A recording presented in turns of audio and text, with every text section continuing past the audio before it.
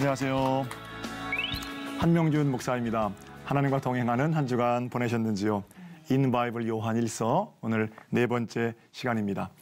잠시 동안 지난 강의를 좀 요약해 볼까요? 유혹과 핍박이 있는 세상 속에서 우리는 그리스도께 속한 자임을 잊지 말고 살아야 합니다. 흔들릴 수 있습니다. 그러나 믿음은 흔들릴 때 진가를 발휘하는 겁니다. 그렇게 그리스도께 속한 자임을 지켜갈 때 하나님께서는 그런 사람들에게 하늘의 기쁨을 더 하시는 거죠. 이 기쁨은 옆에서 오는 것이 아니라 하늘로부터 오는 하늘 기쁨입니다. 그리고 이 지속적인 기쁨을 누리기 위해서 우리가 넘어야 하는 것은 죄의 담, 미움의 담, 오해의 담. 여기까지가 우리 지난 시간까지 요한일서를 통해 함께 생각해 본 내용입니다. 오늘은 네 번째 시간으로 복음을 전파하라 라는 제목으로 함께 은혜 나누기를 원합니다.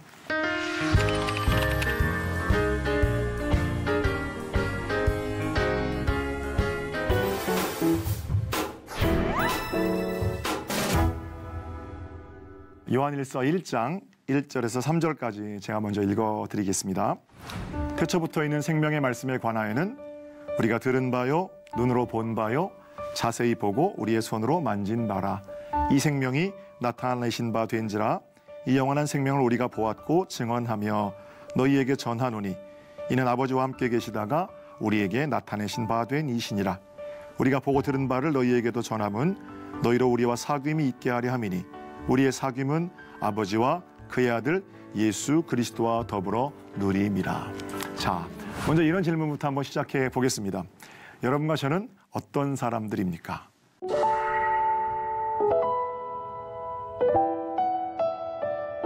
우리는 그리스도인들이지요. 그리고 그리스도인들은 복음을 전파하는 사명을 받은 자들이기도 합니다. 사도 요한은 편지 첫 머리로부터 자신이 본 것을 증언했고 전했고 썼다 이렇게 말하고 있습니다. 2절에는 자기가 봤다 그러고요. 3절에는 보고 들은 바를 전한다 이렇게 말하고 4절에는 내가 이것을 너희에게 썼다라고 표현하고 있습니다. 그리스도께 속한 자로서 그리스도인으로서 우리가 마땅히 가지고 있는 사명은 하나님 말씀을 세상 가운데 전하는 겁니다. 요한처럼 우리가 보고 들은 것, 우리가 느끼고 깨달은 것 이런 것들을 쓰든지 말하든지 세상을 향해 전해야 할 사명이 그리스도인들에게는 주어져 있는 거죠. 다른 나라에 살면서 본국의 말을 그 다른 나라에 전하는 사람들을 대사, 사신, 외교관 이렇게 말합니다. 물론 다른 나라에 사니까 살고 있는 나라의 법을 지켜야 되겠죠. 그런데 이 사람들의 사명은 그 나라 법을 지키는 것도 되지만 본국의 말을 전하는 것이 이 사람들의 훨씬 더 중요한 사명이겠죠. 첫 시간에 살펴본 것처럼 여러분과 저는 하나님께 속한 자입니다. 이거는 요한일서를 우리가 계속 읽어가면서 잊지 말아야 할 것들이겠죠. 하나님께 속한 자들, 그리고 우리가 사는 땅은 세상이잖아요. 세상에 살면서 본국의 말, 그러니까 하나님의 말씀을 전하는 자들, 세상을 향해서 당신의 사랑을 이야기해 줄 수 있는 사람들, 그런 사람들이 그리스도인이고 우리의 사명 또한 여기에 있다고 할 것입니다. 2010년도에 6월에 외교통상부에서 우리나라 외교를 빛낸 인물로 지정한 사람이 있는데 바로 그분이 세종대왕 시대의 이예라는 분입니다. 조선왕조실록에 따르면 태조로부터 세종까지 약 60년 정도가 되거든요. 60년 동안 184번 외구가 우리나라 침입했다고 그래요. 60년 동안 184회 침입했으면 1년에 3번 이상은 조선 땅을 넘봤다는 얘기잖아요. 그런데 1443년에 계해조약이 체결됩니다. 계해조약이 체결된 이후로는 외구의 침입이 거짓말처럼 한 번도 없었다고 그래요. 이 계해조약을 체결하는데 주도적인 역할을 했던 분이 세종시대의 이예라는 분입니다.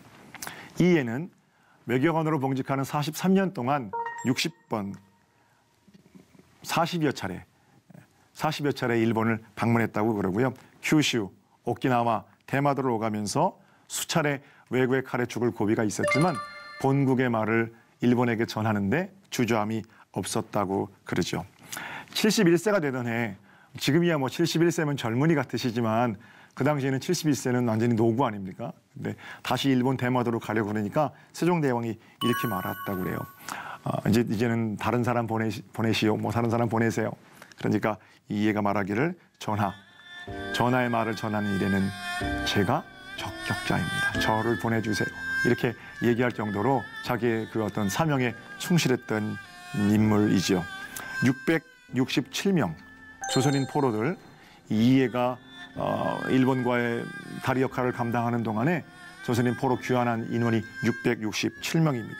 본국의 말을 목숨을 걸고 일본에 가서 전하고 이런 좋은 외교관들이 있을 때 나라가 편안한 겁니다. 그렇다면 우리가 하나님 나라의 말을 전하는 사람들이잖아요. 그러면 하나님 나라가 좀 편안하려면 우리 하나님께서 좀 두 다리 쭉 뻗고 좀 편안하게 계시려면 어떤 일이 있어야 되겠어요? 이렇게 좋은 외교관들, 믿음직한 그리스도인들이 있을 때 하나님께서 마음 편해하지 않으실까 그런 생각을 좀 해보게 됩니다.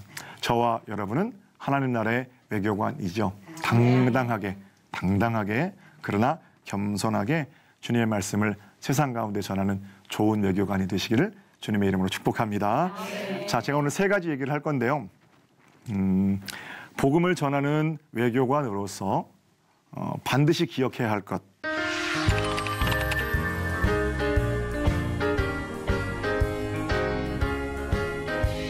첫 번째는 너무 좋은 것, 세련된 것, 그것만 가지고 하려고 하지 말아야 한다는 겁니다. 하나님께서는 우리의 상처도 눈물도 아픔도 때로는 상처, 눈물, 아픔을 더 극적인 재료로 사용하셔서 당신의 나라의 비밀을 우리에게 가르쳐 주시거든요. 이렇게 표현하면 좋겠어요. 모든 것을 동원하여 일하시는 하나님을 기억하자.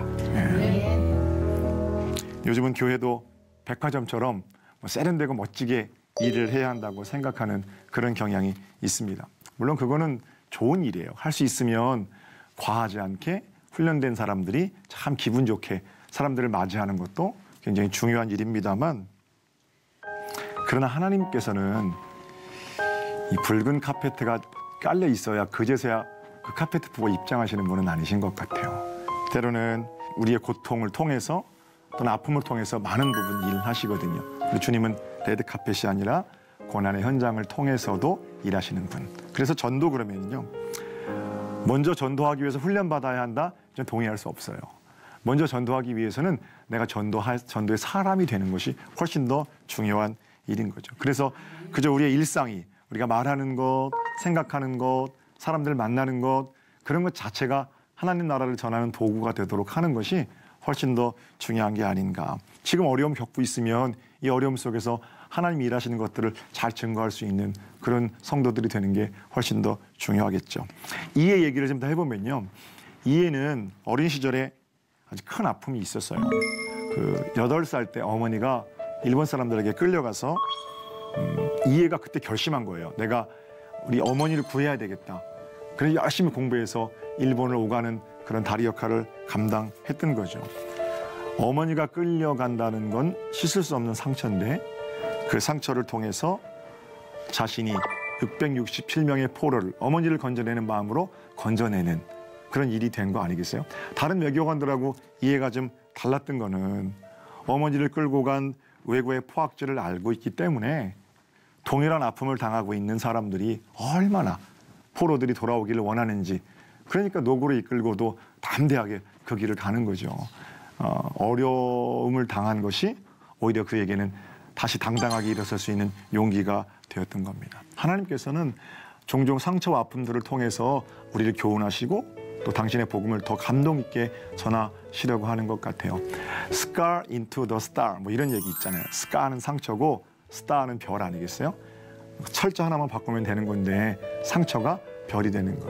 눈물도 하나님의 빛을 받으면 반짝거리잖아요. 그러니까 우리의 상처나 눈물을 통해서 일하시는 하나님을 기억하면 우리가 그렇게 복음 전파를 때를 얻든지 못 얻든지 감당할 수가 있겠죠. 어떤 의미에서 보면 지금 내가 겪는 어려움은 하나님께서 그 어려움을 편지로 삼으셔서 세상 가운데 위로와 격려의 메시지를 써 보내시는 거죠. 예수 그리스도, 그분이 아픔을 당하시는 것이 우리에게 써 보내신 하나님의 사랑의 편지인 것처럼 마침내 세상을 당신의 품으로 안으시고야 마시겠다는 하나님의 어떤 더 깊은 눈물, 또 더 깊은 차원에서 우리를 만져주심, 이런 것들이 눈물 속에 있겠죠. 고통 중에 하나님을 바라보는 것, 지금 당하는 어려움들이 죄의 결과가 아니라 하나님의 더 큰 일을 이루시기 위한 계획이 되는 것. 그 정도 되면 어떤 자리에서든 복음 전파할 준비가 된 것이다. 저는 그렇게 생각합니다. 예수의 이름으로 각종 실패의 자리에서 일어나십시오. 시청자 여러분들도 예수의 이름으로 그 자리에서 일어나면 하나님께서는 그걸 가지고 당신의 복음을 전하시겠다 그랬잖아요. 그럼 나는 더 이상 실패자가 아니라 이제는 복음 전파자가 되는 거죠. 자식 때문에 가슴 치는 일을 당하는 경우 많잖아요. 자식이 어디 내 뜻대로 돼야 말이지요. 그러니까 매일 하나님 전에 엎드려서 기도하는 거예요. 하나님, 내 자식 아니고 하나님 자식이잖아요. 근데 하나님 자식인데 왜 이렇게 내 눈에 눈물이 나나요? 그러면서 엎드리잖아요. 그러다 보면 믿어지는 거예요. 하나님께서 내 자식을 향한 더 큰 계획을 가지고 계시다는 게. 그래서 상황이 하나도 안 변했는데 그냥 무릎 펴고 일어나거든요. 옆에서 그럼 보는 사람이 저 집 자식이 뭐가 잘 됐나? 그러다가 들여다봤는데 하나도 변한 게 없거든요. 근데 그 사람 일어났어요. 그거 보고 하나님께서 하시는 건 저런 일이로구나 깨닫고 하나님께로 돌아오는 거죠. 똑같이 아픔을 겪었는데 우리의 눈물이 믿음 약한 사람들의 눈물을 어느새 닦아주고 있다라는 겁니다. 저는 그런 일이 복음 전파라고 생각해요. 명심하십시오. 여러분도 저도 말씀을 맡은 외교관들이고요. 그 말씀을 전하라고 우리에게 이 모든 여건들을 허락하셨습니다. 부디 삶으로 물려내는 그러한 진정한 복음 전파가 우리가 발딛고 사는 땅을 변화시키는 구체적인 능력이 되었으면 참 좋겠습니다. 자.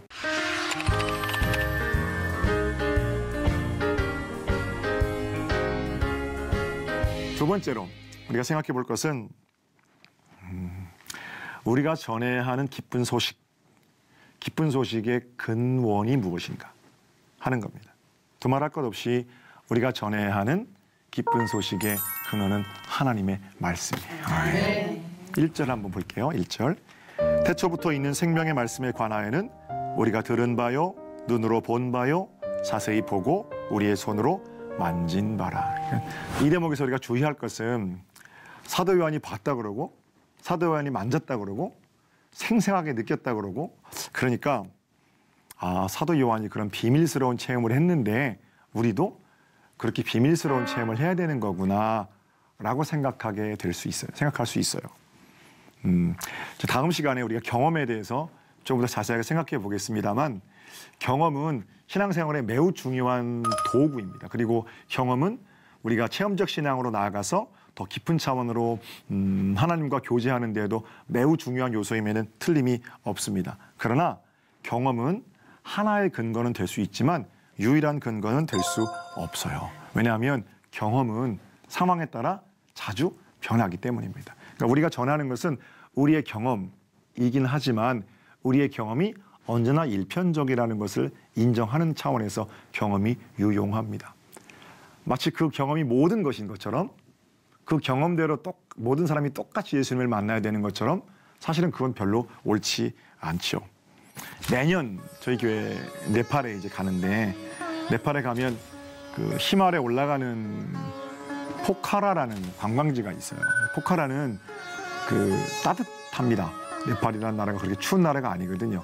그런데 산 위는 굉장히 추운데 산 아래는 10도 이하로 잘 안 내려가요. 몇 년 전에 갔을 때 성교사님이 포카라에서 사람이 얼어 죽었다는 거예요. 그래서 아니 이 따뜻한데 이상기온이 생겨서 그 이상기온이 몇 도입니까? 그랬더니 10도 이하로 떨어졌대요. 10도 이하로 떨어져도 사람들이 얼어 죽고요. 우리나라는 지난 겨울을 지나면서 영하 10도까지 내려가도 괜찮잖아요. 그러니까 사람마다 느끼는 게 좀 차이가 있는 것 같아요. 1999년도 아마 처음 외국에 나가서 봉헌 예배를 봤던 것 같은데, 그 말레이시아에 저희 교회에서 갔었거든요. 말레이시아에 가서 봉헌 예배를 드리는데요. 그 원주민 마을에 3시간 동안 일어났다 앉았다 일어났다 앉았다. 얼마나 더운지요. 제가 그때 부목사 때인데 사진기 들고 뛰어다니면서 정말 땀을 너무너무 흘렸거든요. 그런데 우리 가치관 일행 29명은 그렇게 땀을 흘리는데 말레이시아 원주민들은 땀 한 방울도 안 흘리는 거예요. 그래서 야, 어떻게 이런가 싶었는데 누가 그러더라고요. 목사님, 체감 온도가 다르잖아요. 온도는 똑같은데 느끼는 체감 온도가 다른 거죠. 경험이라는 게 그렇다니까요. 똑같은 상황에서 어떤 사람들은 감사를 만들어내고 어떤 사람들은 똑같은 상황에서 불평을 만들어내고 그렇잖아요. 그러니까 경험이라는 것이 우리를 강렬하게 하나님께로 묶어주는 데는 좋은 역할들을 하지만 경험 자체가 모든 사람에게 유일한 한 가지 근거가 될 수는 없다라는 겁니다. 체험이란 주변 더워지면 더워질 가능성 많고요. 또 주변 차가워지면 똑같이 차가워질 가능성도 많은 것이 우리의 감정이고 경험이고 그렇습니다. 그렇다면 사도 요한은 복음을 전해야 한다라고 말하면서 나는 내가 보고 듣고 만진 것을 전한다. 왜 이렇게 자기 체험을 얘기하고 있을까요? 체험이 가장 중요한 유일한 근거가 아니고 하나님 말씀이 유일한 근거인데 사도 요한은 왜 지금 체험을 먼저 말하고 있느냐는 겁니다. 우리 지난 시간에 어떤 이단들을 얘기했죠? 영지주의 얘기했잖아요. 영지주의 때문에 그래요. 그 당시에 초기 기독교인 공동체 속에서 예수 그리스도께서 진짜 오르신 게 아니다. 예수님은 가현하신 거다. 진짜로 죽은 게 아니다. 가짜로 돌아가신 거다. 영과 육을 완전히 분리해서 그렇게 생각하던 사람들이 초대교회 이단이잖아요. 그 사람들이 많단 말이에요. 사도 요한은 아니라는 거예요. 가짜로 오신 게 아니고 가짜로 돌아가신 게 아니고 진사하셨다는 거예요. 그러니까 그 예수를 주변의 수많은 이단들이 말하는 것처럼 만진 것처럼 느끼고 본 것처럼 느낀 게 아니고 진짜 만지고 진짜 보았다. 이렇게 자기 체험을 영지주의자들 때문에 강조하고 있는 거죠. 생명의 말씀은 선한 것이기 때문에 더러운 땅에 직접 오실 수 없다. 가짜로 나타났다. 라고 말하는 사람들이 사도 요한의 편지를 보면 아, 예수님께서 진짜 오신 거구나 라고 고백하게 되잖아요. 그래서 자신의 체험을 복음 전파의 첫머리에 강조하고 있다라는 겁니다. 태초부터 있는 생명의 말씀에 관해서는 우리가 들었고 눈으로 보았고 자세히 만져보았다. 이제부터 내가 예수님 얘기를 할 텐데 이제 이 예수는 진짜 내가 만난 분이다 라고 얘기하고 있다는 겁니다. 그래서 독자들이 이 편지를 읽을 때 아, 요한이 그렇게 봤으니까 나도 봐야 되겠다. 요한이 그렇게 만졌으니까 나도 만져야 되겠다. 뭐 이런 마음을 가지는 것은 나쁜 것은 아니지만 편지를 바로 읽는 것은 아닌 거죠. 그 당시의 상황과 연결시켜서 보면 체험을 해야 되겠다라는 것보다 우리의 복음 전파는 하나님의 말씀에 근거한 것임을 깨닫는 것이 훨씬 더 중요하죠. 그러니까 마틴 로이드 존스 목사님이 이 대목에서 이렇게 얘기해요. 우리가 복음 전파의 유일한 근거로 삼아야 되는 것은 요한을 비롯한 사도들이 듣고 보고 만났던 예수 그리스도에 대한 증언. 이 하나님 말씀인 거죠. 하나님 말씀을 근거로 삼는 겁니다.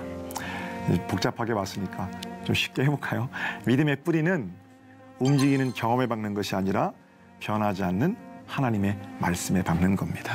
아무리 체험이 화려해도 체험 자체가 믿음은 아닙니다. 변하지 않는 하나님 말씀 붙들고 오늘도 묵묵히 걸어가는 그 길을 우리 하나님 응원하시고 인도하시고 복된 것으로 채우시죠. 온도계 같은 신앙이 있고요. 온도 조절계 같은 신앙이 있습니다. 주변이 막 뜨거워지면 나도 막 뜨거워지는 게 온도계고 주변이 냉랭해지면 나도 냉랭해지는 게 온도계잖아요. 그럼 온도 조절계는 뜨거운 데 가서 식혀내고 차가운 데 가서 덮여내고 이런 것들이 온도 조절계의 역할이죠. 여러분이 돌아가셔서 복음을 전파하심으로 절망을 당한 자들에게 온도를 높여내고 또 자신의 목소리가 너무 과열되어 있는 곳이 있잖아요. 하나님 말씀으로 온도를 낮춰내는 것. 바로 그것이 말씀의 뿌리를 박은 온도 조절계 같은 신앙이 되는 거죠. 승리한 여러분 되시기를 다시 한번 주님의 이름으로 축복합니다. 자, 마지막입니다. 복음 전파. 마지막으로 기억해야 할 것은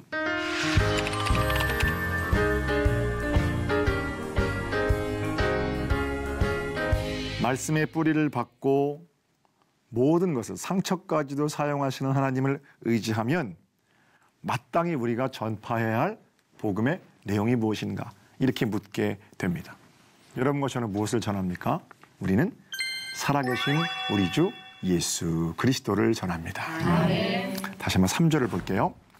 우리가 보고 들은 바를 너희에게도 전함은 너희로 우리와 사귐이 있게 하려 함이니 우리의 사귐은 아버지와 그의 아들 예수 그리스도와 더불어 누림이라. 제가 편한 말로 좀 정리를 해보겠습니다. 여러분, 내가 여러분에게 전파하려는 복음은 다음과 같은 것입니다. 여러분이 사는 땅은 문제도 많고 곤고함도 많고 어려움도 참 많은 곳입니다. 그런데 이 땅에 하나님의 아들이 몸소 인간으로 오셨어요. 나 요한을 비롯한 여러 사도들은 그분의 말씀을 들었고요. 그분을 보았고 심지어는 그분을 만져볼 수 있는 특권도 누렸답니다.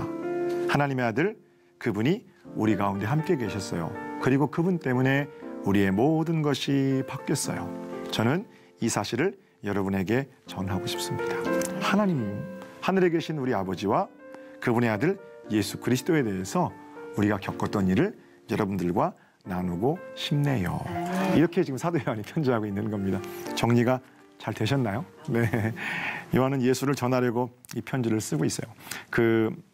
앞서 전했던 예수님 이야기가 요한복음이고요.